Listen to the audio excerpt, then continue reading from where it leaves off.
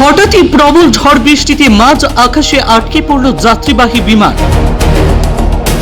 আকাশ চত্বরেই কাটতে হলো প্রায় 4 ঘন্টা। উদ্বিগ্নে ছিল যাত্রীরা। সম্ভাব্য যান্ত্রিক ত্রুটি দেখা দিয়েছিল বিমানে।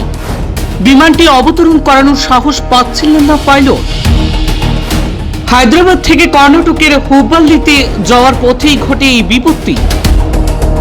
কর্ণাটকের বিভিন্ন শহরে অবতরণের চেষ্টা করতে থাকে বিমান, কিন্তু অবতরণের জন্য নিরাপদ পরিস্থিতি পাচ্ছিলেন না পাইলট।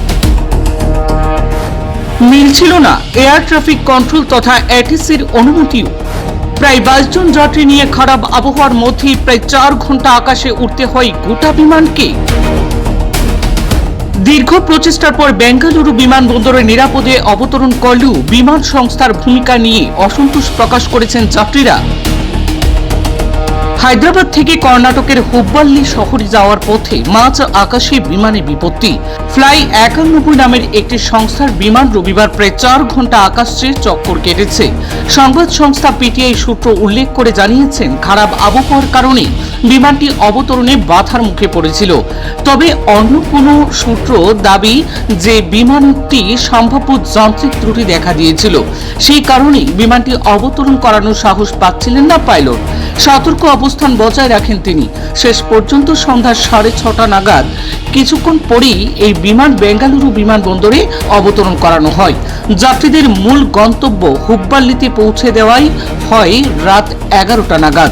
হায়দ্রাবাদের রাজীব গান্ধী আন্তর্জাতিক বিমানবন্দর থেকে ফ্লাই 91 এর আইসি 3401 বিমানটি রওনা হয়ে গিয়েছিল বিকেল 3টেই।